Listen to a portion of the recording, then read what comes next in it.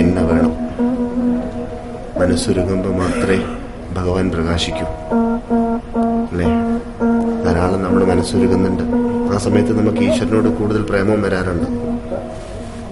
ആ മനസ്സൊരുങ്ങുമ്പോൾ നമ്മളറിയാണ്ട് നമ്മൾ വിളിച്ചു പോവും, ഈശ്വര രക്ഷിക്കണേ അല്ലേ? അപ്പൊ മണ്ണരിക്കുമ്പോ പൊന്നെ കിട്ടണത് പോലെ മനസ്സൊരുങ്ങുമ്പോൾ നമുക്ക് ഭഗവാനെ കിട്ടുന്നില്ലേ? അപ്പൊ നമ്മുടെ മനസ്സൊരുങ്ങണം. അപ്പോഴാണ് ഭഗവാൻ പ്രകാശിക്കുക. അതാണ് തപസ് അല്ലേ? നമ്മുടെ പ്രാർത്ഥന, അതാണ് നമ്മുടെ തപസ്. ആ തപസ്സിലാണ് നമ്മളൊക്കെ പ്രകാശിക്കുന്നത്. നമ്മുടെ യഥാർത്ഥ ജനനം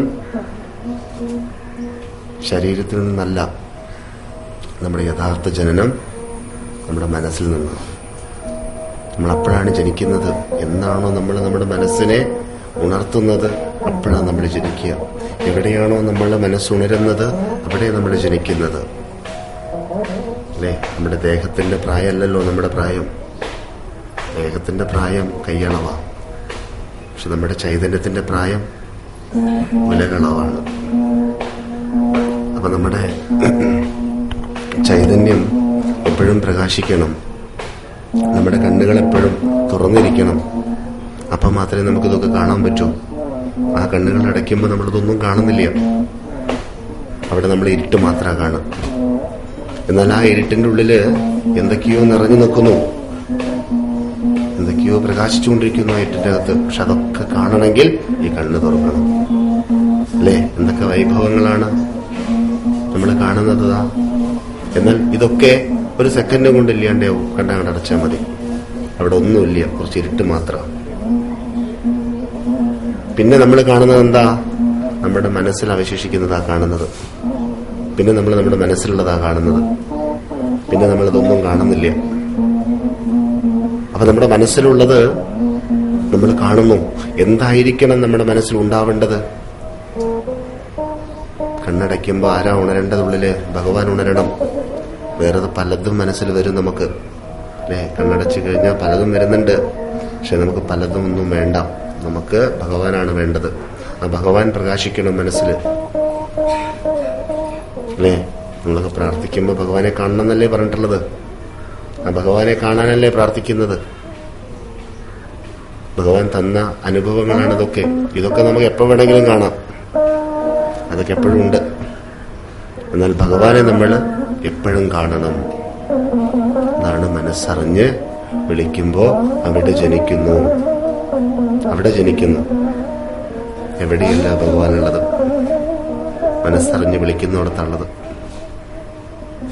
അപ്പോ ഒരു പൂവ് എടുത്തിട്ട് ആ പൂവിന്റെ ഭംഗി ആസ്വദിച്ച് അത് നമുക്കിഷ്ടപ്പെട്ട മൂർത്തിയുടെ പാദത്തിൽ വെക്കുമ്പോ ആ മൂർത്തിക്ക് ചൈതന്യം കൂടി അല്ലേ? നമ്മൾ ആരാധിക്കുന്ന ദേവതയുടെ പാദത്തിൽ ഒരു പൂ വയ്ക്കുമ്പോ ആ ദേവതയ്ക്ക് ചൈതന്യം വർദ്ധിച്ചു അല്ലേ? അപ്പൊ നമ്മളൊരു പൂ വെക്കുമ്പോഴാണ് അവിടെ ചൈതന്യം വർദ്ധിക്കുന്നത്. അപ്പൊ ആ ചൈതന്യം വർദ്ധിക്കുമ്പോ അത് ആർക്കാ ലഭിക്കുന്നത്? നമുക്കാ ലഭിക്കുന്നത്. പൂജ കഴിഞ്ഞാൽ പ്രസാദം ആരാ കഴിക്കുക?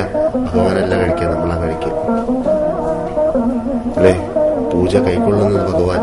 എന്നാൽ പൂജയിലൂടെ വരുന്നതായ പ്രസാദങ്ങളൊക്കെ ലഭിക്കുന്നത് നമുക്കും. നമ്മൾ മനസ്സറിഞ്ഞ് എന്തൊരു ഈശ്വര സേവയാണോ ചെയ്യുന്നത്, ഏതൊരു സേവയാണോ നമ്മൾ ചെയ്യുന്നത്, ആ സേവയിലൂടെ അതിന്റെ ഫലമൊക്കെ നമുക്കെന്നെ വരിക. നമുക്കാ വരിക. തേനീച്ചകൾ തേനുണ്ടാക്കുന്നത് പോലെ നമ്മളിങ്ങനെ അമൃതമുണ്ടാക്കുകയാണ്. ഭാവി നന്നാവാൻ വേണ്ടിയിട്ട് നമുക്ക് ഭാവിയാണ് നന്നാവേണ്ടത് അല്ലെ? കഴിഞ്ഞു പോയതൊക്കെ കഴിഞ്ഞു അല്ലെ? നടന്നുകൊണ്ടിരിക്കുന്നത് നമുക്കറിയാം എന്തൊക്കെയാണ് നടക്കുന്നത് എന്നുള്ളത്. ഭാവിയിൽ എന്തൊക്കെയാണ് നടക്കാൻ പോണത് നമുക്കറിയോ? ഇല്ല. എന്നാൽ ഭാവിയിൽ നടക്കാൻ പോണതൊക്കെ നന്നാവണം. അത് നന്നാക്കാനുള്ളതായ തപസ്സാണ് നമ്മൾ ഓരോരുത്തരും അനുഷ്ഠിക്കേണ്ടത്. അതാണ് ഭാവി നന്നാവണേ ഈശ്വര അല്ലെ? ഇന്നലെ ഞാൻ നന്നായില്ലല്ലോ, ഇപ്പൊ ഞാൻ നന്നായിട്ടില്ലല്ലോ എന്ന് ചിന്തിക്കണ്ട. ഭാവി നന്നാവണം എന്ന് ചിന്തിച്ചാൽ മതി അല്ലെ? ഇന്നലെയോളം നമ്മൾ എന്തൊക്കെയോ കാടും മലകളൊക്കെ കയറി ഇറങ്ങി ഇതുവരെ എത്തിച്ചു ജീവിതം. ഇന്നിപ്പതാ ഇങ്ങനെയൊരു വൈഭവത്തിലെത്തി നമ്മൾ അല്ലേ?